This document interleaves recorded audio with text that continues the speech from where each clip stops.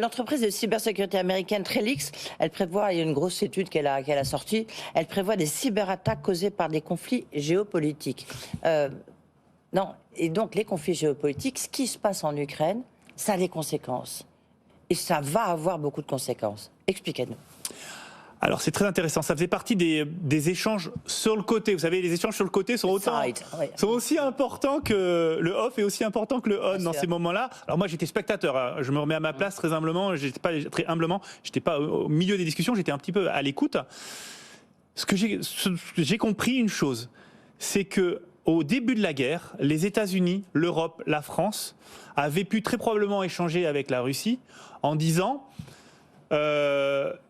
si la guerre, et notamment la guerre cyber, s'étend aux autres pays, donc la France, les États-Unis, au-delà de l'Ukraine, ça pourrait être, les actes cyber, d'attaque, destruction massive cyber, des actes de destruction massive cyber, pourraient potentiellement être considérés comme une ligne rouge à ne pas franchir.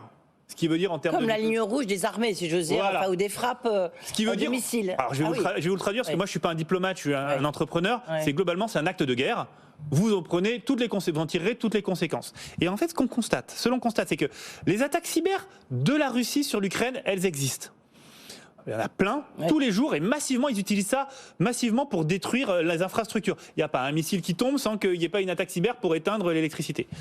Mais ça reste cantonné à l'Ukraine. Et pour l'instant, on n'a pas vu une propagation massive et évidente sur les pays alentours. Mais c'est quelque chose qu'il faut regarder précisément. Si jamais ça venait à se passer, ce sera quelque chose qui sera très, très dangereux. En revanche, ce qu'on sait, c'est que les Russes ont toutes les capacités technologiques et techniques pour détruire massivement ou éteindre des pays ou en tout cas des villes ou faire des attaques qui empêchent la bonne vie d'un État. Ça va être au menu mardi de la rencontre entre le président ukrainien et le président français, Volodymyr Zelensky et Emmanuel Macron. La cybersécurité, qu'est-ce que la France peut offrir? Qu'est-ce qu'on peut faire surtout? Quels sont les outils? Alors les antimissiles, on voit bien, hein, mais les outils pour lutter contre la cybercriminalité, les cyberattaques. Alors déjà, de ce que je comprends, la France a déjà fait énormément avec les Césars qui sont apparemment un must-have des Ukrainiens qui s'en délectent et qui en demandent encore plus, j'ai l'impression. Mais là, on est dans le dur. On est dans le dur.